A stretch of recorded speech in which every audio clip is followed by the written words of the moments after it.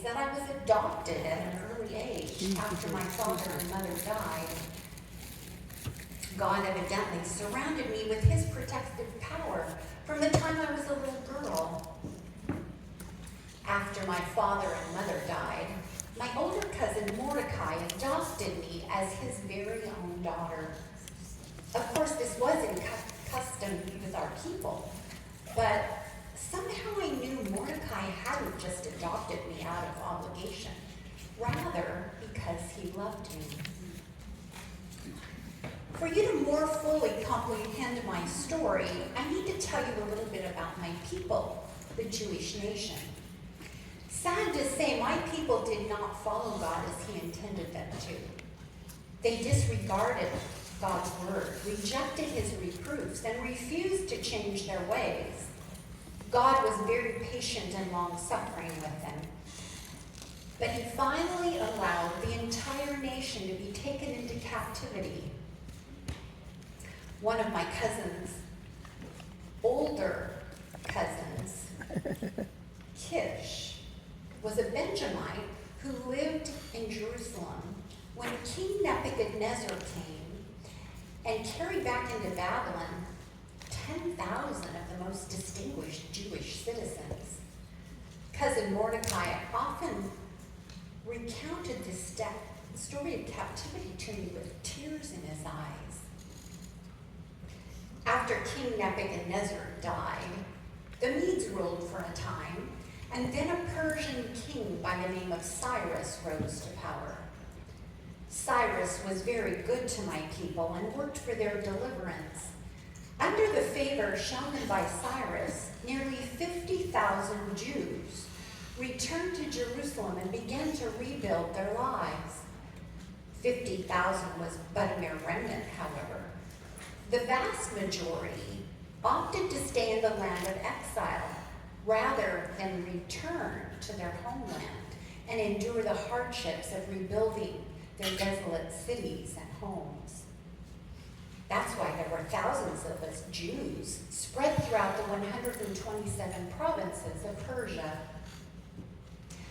Mordecai and I happened to live in the city of Susa, one of the capitals in Persia. Susa was about 6 to 7 miles in circumference and was considered a rather large city for our day. King Xerxes reigned in Susa. This King Xerxes was the son of Darius the Great, grandson of Cyrus the Great on his mother's side. Xerxes was his Greek name. Ahasuerus was his Hebrew name. By the way, the Hebrew name my parents gave me is Hadassah, which comes from the word myrtle and means fragrant. You're probably more familiar with my Persian name, Esther, which means a star. I have never ceased giving thanks to God for how he transformed me from a fragrant little myrtle shrub into a shining star for him. But God can do that for anyone. It's the workings of his providence.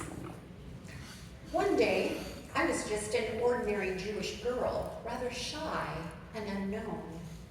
The next day, I was being whisked off to the royal palace to become part of the king's harem. Of course, not just anyone could become part of the king's harem.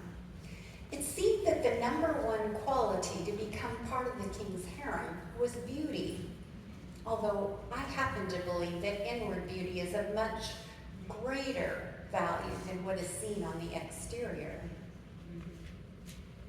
As subjects of King Xerxes' kingdom, we were told that his beautiful wife, Queen Vashti, refused to appear in his presence when he requested her to.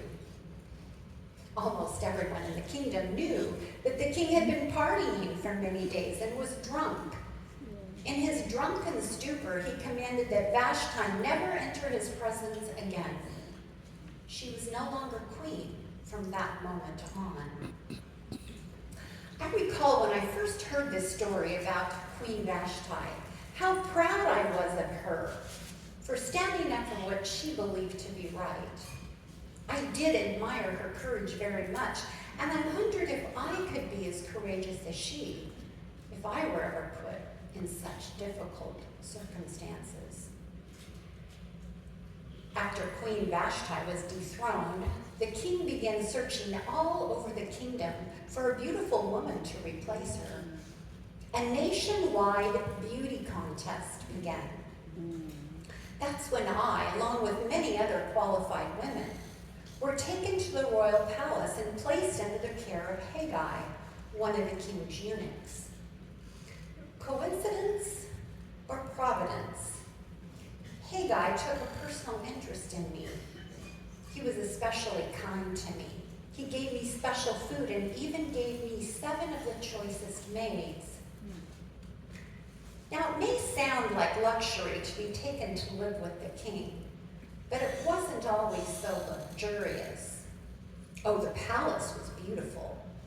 I especially enjoyed the garden with its beautiful hangings of blue and white linen, fastened with cords of white linen and purple material to silver rings on marble pillars. There were gold and silver couches on a mosaic pavement of marble, mother of pearl, and other costly stones. But we women lived in cramped quarters most of the time. Our accommodations consisted of several tiers of apartments, each with a long, narrow hall and a roof over the top, supported by 4 columns. Most of these apartments were very tiny and quite confining, but Haggai gave one of the biggest and best to my maids and me. You should have seen our beauty treatments. They were very thorough and rigorous, to say the least. They lasted for 12 full months. The first 6 months, we were smothered from head to toe in the pungent oil of myrrh. The next 6 months, we were treated with other perfumes and lotions and cosmetics. I enjoyed these fragrant beauty treatments very much. My warm-toned skin had never had such devoted attention before. My entire body tingled with the truth that I was being prepared for the king.